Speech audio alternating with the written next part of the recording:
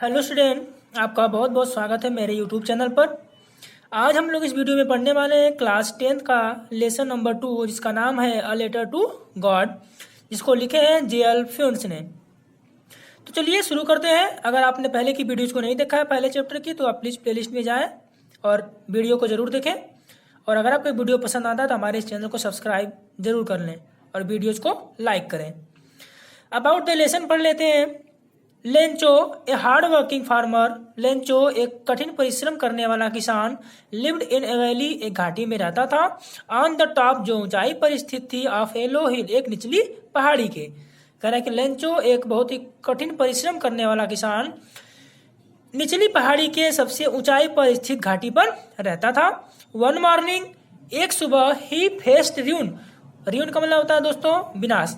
तो one morning, एक सुबह, ही फेस्ड, उसने सामना किया, र्यून का मतलब विनाश का। ड्यू टू, किसके कारण से, टू सेवियर स्नोफॉल, कठोर बर्फ के गिरने से, कठोर ओले के पड़ने से। रिजल्टिंग, जिसका परिणाम यह हुआ कि a total damage of his crops, कि उसकी जो सारी फसलें थी वह क्या हो गई, खराब हो गई। ही टर्न टू गॉड, वह भगवान की तरफ मुड़ा, यानी वह भगवान को सोचा, वह भगवान को याद किया। इन डिस्ट्रेस, दुख में। एंड रोट ए लेटर, और एक पत्र लिखा। आस्किंग हिम, उनसे जवाब मांगते हुए, पूछते हुए, या कहा टू सेंड मनी, कि वो क्या करें, भगवान उसे पैसे भेजें। उसने भगवान को एक पत्र लिखा और कहा कि वो क्या करें, पैसे भेजें। ए पोस्टमैन सा द लेटर, ए पोस्टमैन एक डाकिये ने, सा मतलब देखा, द लेटर मतलब पत्र को, टू गॉड यानी वो किसको लिखा गया था, भगवान को लिखा गया था। कह रहा कि एक डाकिये ने भगवान को लिखा गया पत्र देखा। And took it to the post office, and took it to the postmaster, और इसको पोस्ट मास्टर के पास ले गया। हु फर्स्ट लाभ, जो पोस्ट मास्टर था वो उसने क्या किया, फर्स्ट लाभ, उसने पहले देखा और हंसा। एंड देन, और उसके बाद, वाज सरप्राइज, वह बहुत ज्यादा आश्चर्यचकित हो गया। एट द फेथ, यानी विश्वास पर, ऑफ द राइटर, यानी उस पत्र को लिखने वाले, यानी लेंचो के। करा कि वो लेंचो के विश्वास पर क्या होगा, विश्वास पर बहुत ज्यादा आश्चर्यचकित हो गया। ही कलेक्टेड सम मनी, उसने कुछ पैसों को इकट्ठा किया। फ्रॉम हिज एम्प्लॉइज, अपने कर्मचारियों से। And sent it to Lencho, और इसको लेंचो के पास भेज दिया। अलॉन्ग विथ ए लेटर, और उसके साथ क्या किया, एक पत्र को भी भेज दिया। When Lencho got the letter, जब लेंचो ने पत्र को पाया, विथ मनी, पैसे के साथ, ही काउंटेड इट लेस, उसने इसे गिनने में क्या पाया, कम पाया। नहीं वो पैसा जितना मांगा था भगवान से उतना पैसा नहीं पाया, वो पैसा कम था, लेस था। ही फेल्ट फ्यूरियस, वो बहुत ज्यादा क्रोधित हुआ। सो ही रोट अनदर लेटर, इसलिए उसने दूसरा पत्र लिखा टू गॉड, भगवान को। आस्किंग हिम, उनसे मांगते हुए, to send rest of the money, कि बाकी बचे हुए पैसे को क्या करें, भेजें। Not by the post, post office से ना भेजें। एज, क्योंकि द पोस्ट ऑफिस इम्प्लाइज, क्योंकि जो पोस्ट ऑफिस के कर्मचारी हैं, were a bunch of crooks. दोस्तों क्रुक्स का मतलब होता है बेईमान, बंच का मतलब झुंड। कह रहा है कि वो क्या है, बेईमानों के झुंड है। कौन, जो पोस्ट ऑफिस के कर्मचारी हैं। तो भगवान को कहता है कि अब की बार आप क्या करिए, पोस्ट ऑफिस से मत भेजिए। चलिए दोस्तों देख लेते हैं पैराग्राफ पढ़ना, चैप्टर कुछ याद कर देते हैं आज। The house, the only one in the entire valley, set on the crest of a low hill. तो हाउस के बारे में बताया जा रहा है कि लेंचो का घर कैसा था। द हाउस यानी जो लेंचो का घर था। The only one in the entire valley, वह पूरी घाटी में ओनली वन, अकेला था। Set on the crest of a low hill, जो निचली पहाड़ी के ऊंची चोटी पर, क्रेस्ट का मतलब ऊंची चोटी पर, तो जो निचली पहाड़ी की ऊंची चोटी पर, सेट मतलब स्थित था। फ्रॉम हिज हाइट, करा कि उसकी ऊंचाई से, यानी उसके घर की ऊंचाई से, वन कुड सी, कोई व्यक्ति देख सकता था, द रिवर, नदी को। And the field of ripe corn, और पकी हुई फसल के खेतों को। डॉटेड, जो क्या थी, बिंदुवत पाई जाती थी, जगह जगह दिखाई देती थी। विथ द फ्लावर, जिनमें फूल लगे हुए थे। That always promised a good harvest, जो कि क्या हमेशा वादा करती थी, किस चीज का, ए गुड हार्वेस्ट, यानी एक अच्छी फसल देने का। उन खेतों को कोई देख सकता था। द ओनली थिंग, केवल एक चीज थी, द अर्थ नीडेड, पृथ्वी को आवश्यकता थी, यानी पृथ्वी को केवल एक ही चीज की आवश्यकता थी। वाज ए डाउन पार, वो क्या थी, एक मूसलाधार वर्षा की। डाउन पार का मतलब मूसलाधार वर्षा की। तो पृथ्वी को केवल एक मूसलाधार वर्षा की ही आवश्यकता थी, और या फिर एटलीस्ट ए शावर, या फिर कम से कम एक बौछार ही मिल जाए। थ्रू आउट द मॉर्निंग, सुबह से लेकर, लेंचो के बारे में कहा जाए कि लेंचो सुबह से लेकर, who knew his feels intimately, जो अपने खेतों को बहुत ही घनिष्ठता से, बहुत ही क्लोज था, अपने खेतों से जानता था, हैड डन नथिंग, उसने कुछ भी नहीं किया, एल्स किसके सिवाय, बट सीन द स्काई, बादल यानी आकाश को देखने के सिवाय, टुवार्ड्स द नॉर्थ ईस्ट, किधर, उत्तर पूर्व के बादलों की तरफ देखने के सिवाय उसने सुबह से लेकर कुछ भी नहीं किया। आगे देखिए, now we are really going to get some water women. Now अब देखिए यहाँ पे वुमेन दिया है, यानी वो अपनी औरत अपनी पत्नी से कहता है कि नाउ अब वी आर रियली गोइंग, हम वास्तव में जा रहे हैं, टू गेट पाने सम वाटर, कुछ पानी को। तो अपनी पत्नी से कहता है कि अब हम वास्तव में कुछ पानी को पाने जा रहे हैं। दो वुमेन, जो उसकी औरत थी, हु वाज प्रिपेयरिंग सपर। दोस्तों सपर का मतलब आप डिनर समझिए, क्योंकि सपर का मतलब भी रात्रि का भोजन ही होता है। तो हु वाज प्रिपेयरिंग, जो तैयार कर रही थी, सपर मतलब रात्रि का भोजन, रिप्लाइड, उसने उत्तर दिया, एस, हाँ, गॉड्स विलिंग, यानी भगवान की इच्छा से। वो कहते हैं कि हाँ, भगवान की इच्छा से हम लोग क्या करने वाले हैं, पानी को प्राप्त करने वाले हैं। The older boys were working in the field, जो बड़े लड़के थे, वेयर मतलब थे, वर्किंग काम कर रहे थे, इन द फील्ड खेतों में, तो बड़े लड़के खेतों में काम कर रहे थे। वाइल जबकि, द स्मॉलर वन, जबकि जो छोटा एक लड़का था, were playing near the house, वह घर के पास ही खेल रहा था। अंटिल, जब तक कि, the women call to them all, जब तक कि औरत उन सभी को नहीं बुलाती थी, किस चीज के लिए, कम फॉर डिनर, रात्रि के भोजन के लिए क्या करो, आओ। तब तक वे सब खेलते रहते थे, छोटे बच्चे, और बड़े बच्चे खेतों में काम करते रहते थे। It was during the meal, या भोजन का समय था, दैट की जस्ट एज, तभी लेंचो हैड प्रेडिक्टेड, लेंचो ने क्या किया, भविष्यवाणी की थी। कह रहा कि it was during the meal time, या भोजन का समय था, दैट की जस्ट, जैसा कि लेंचो हैड प्रेडिक्टेड, जैसा कि लेंचो ने भविष्यवाणी की थी, बिग ड्रॉप्स ऑफ रेन, यानी बरसात की बड़ी बड़ी बूंदें, बिगेन टू फॉल, गिरना शुरू हो गई। इन द नॉर्थ ईस्ट, किधर से, इन द नॉर्थ ईस्ट, यानी उत्तर पूर्व से, ह्यूज माउंटेन्स, बड़े बड़े पर्वत, आप क्लाउड्स, बादलों के, करा कि उत्तर पूर्व से बादलों के बड़े बड़े पर्वत, कुड बी सीन अप्रोचिंग, आते हुए देखे जा सकते थे। करा कि उत्तर पूर्व से बादलों के बड़े बड़े पर्वत आते हुए देखे जा सकते थे। The air was fresh and sweet, जो हवा थी वह बहुत ही तरोताजी थी, एंड स्वीट और मधुर थी। द मैन वेंट आउट, जो आदमी था वह बाहर निकला, फॉर नो अदर रीजन, किसी दूसरे कारण से नहीं, देन टू हैव, बल्कि लेने के लिए, the pleaser of feeling the rain, यानी बरसात के अनुभव का प्रसन्नता। कह रहा कि जो आदमी था अपने घर से बाहर निकला किसी और कारण से नहीं, बल्कि वो बरसात के अनुभव की प्रसन्नता को लेना चाहता था, ऑन हिज बॉडी, अपने शरीर पर।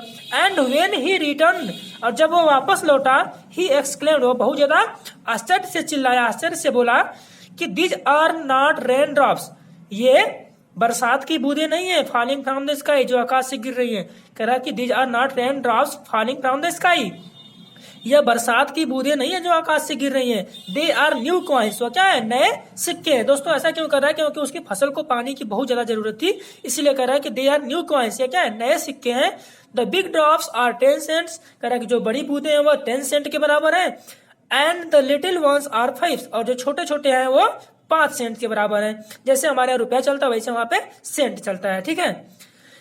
आगे देखिए, विथ अ सेटिस्फाइड एक्सप्रेशन, यानी संतुष्ट स्वभाव के साथ, संतुष्ट भाव के साथ, ही रिगार्डेड, वह देख रहा था, द फील्ड, अपने खेतों को, ऑफ राइप कॉर्न, यानी पकी हुई फसल के खेतों को वह देख रहा था, विथ इट्स फ्लावर, जिसमें क्या लगे हुए थे, फूल लगे हुए थे, यानी जो फसल पकी हुई थी उसमें फूल लगे हुए थे, वो उसको बड़े ही सेटिस्फाइड, संतुष्ट भाव से देख रहा था। Draped A curtain of rain, draped मतलब जो ढक गई थी, इन ए कर्टेन ऑफ रेन, बरसात की चादर से, जो बरसात की चादर से क्या हुई थी, ढकी हुई थी। बट सडनली, लेकिन अचानक, a strong wind began to blow, एक बहुत ही तेज हवा, स्ट्रॉन्ग वाइंड बहुत ही तेज हवा, बिगेन टू ब्लो, बहना शुरू हो गई। And along with the rain, और बरसात के साथ साथ, वेरी, अब देखिए दोस्तों आगे, very large hailstones began to fall, कह रहा है कि बरसात के साथ साथ वेरी लार्ज, यानी बहुत बड़े बड़े हेल स्टोन्स का मतलब ओले, बिगेन टू फॉल, गिरने लगे। दिस ट्रूली, यह सच्चाई, डिड रिसेंबल, उस तरीके से लगी, न्यू सिल्वर कॉइन, जैसे कि ये नए चांदी के सिक्के, कह रहा कि यह सच्चाई लेंचो कैसी लगती है, जैसे कि यह चांदी के सिक्के हैं। द बॉयज एक्सपोजिंग, यानी जो बच्चे थे, एक्सपोजिंग का मतलब अपने हाथों को फैलाए, अपने शरीर को खोले हुए थे। देम सेल्स अपने आप को टू द रेन बरसात में, करा कि बच्चे बरसात में क्या अपने हाथों को फैलाए हुए थे, रैन आउट टू कलेक्ट और बाहर दौड़ रहे थे, टू कलेक्ट इकट्ठा करने के लिए, द फ्रोजन पेर्ल्स यानी जमे हुई मोती को, और बच्चे बाहर जमी हुई मोती को इकट्ठा करने के लिए क्या कर रहे थे, बाहर बारिश में दौड़ रहे थे। फ्रोजन पेर्ल्स का मतलब जमी हुई मोती, रिसेंबल का मतलब की तरह लगना। It is really getting bad now, it is really getting bad now, अब क्या हो रहा है, बहुत ही बुरा हो रहा है, वास्तव में बहुत ही बुरा हो रहा है। एक्सक्लेम द मैन, आदमी ने आश्चर्य से चिल्लाया, यानी लेंचो ने चिल्लाया कि अब क्या हो रहा है, बहुत ही बुरा हो रहा है। आई होप, मैं आशा करता हूं, इट पासेस क्विकली, कि जल्दी से क्या हो जाएगा, गुजर जाएगा। क्या दोस्तों, ओला पड़ना, क्योंकि ओले से फसल क्या हो जाती है, खराब हो जाती है। तो आशा करता है कि जो ओला पड़ रहा है वो जल्दी से समाप्त हो जाएगा, गुजर जाएगा। It did not pass quickly, यह जल्दी से नहीं गुजरा। फॉर एन आवर, लगभग 1 घंटे तक। द हेल रेंड, यानी ओला गिरता रहा, ओला पड़ता रहा। ऑन द हाउस, घरों पर। द गार्डन, बागीचे में। द हिल साइड, यानी पहाड़ी की तरफ। द कॉर्न फील्ड, और पकी हुई फसल पर। ऑन द होल वैली, और लगभग पूरी घाटी में क्या हुआ, ओला लगभग 1 घंटे तक पड़ा। द फील्ड वॉज व्हाइट, जो खेत था वह पूरा सफेद हो गया था। एज, जैसे कि, इफ कवर्ड विथ साल्ट, जैसे कि क्या हो, नमक से ढक दिया गया हो। नॉट ए लीफ, एक भी पत्ती। रिमेन, पड़ी थी। ऑन द ट्रीज, पेड़ों पर, करा कि यहाँ तक कि पेड़ों पर एक भी पत्ती नहीं बची थी। The corn was totally destroyed, जो फसल थी वह पूरी तरीके से क्या हो गई, खराब हो गई, बर्बाद हो गई। The flowers were gone from the plants, the flowers were gone, यानी जो फूल थे वे जा चुके थे। फ्रॉम द प्लांट्स, यानी पौधों से, यानी फूल पौधों से गिर चुके थे। Lencho Saul was filled with sadness, जो लेंचो की आत्मा थी वाज फिल्ड, वह भर गई, विथ सैडनेस, दुख से। लेंचो की आत्मा दुख से भर गई। When the storm had passed, जब क्या हुआ, तूफान चला गया, यानी जब तूफान चला गया था। He stood in the middle of the field, वह खेत के बीच में खड़ा हो गया। एंड सेड, और कहा, टू हिज सन्स, अपने पुत्रों से। वह खेत के बीच में खड़ा हो गया और अपने पुत्रों से कहा। तो स्टॉर्म का मतलब होता है तूफान, ठीक है। तो देखिए क्या कहता है अपने पुत्रों से कि ए प्लेग ऑफ लोकट्स, यानी टिड्डियों का एक दल। ए प्लेग ऑफ लोकट्स, टिड्डियों का एक दल। वुड हैव लेफ्ट, छोड़ देता। मोर देन दिस, इससे कहीं ज्यादा। तो अपने पुत्रों से कह रहा कि अगर मान लीजिए टिड्डियों का दल आया होता तो वह इससे कहीं ज्यादा छोड़ देता। The hell has left nothing, इस ओले ने कुछ भी नहीं छोड़ा है।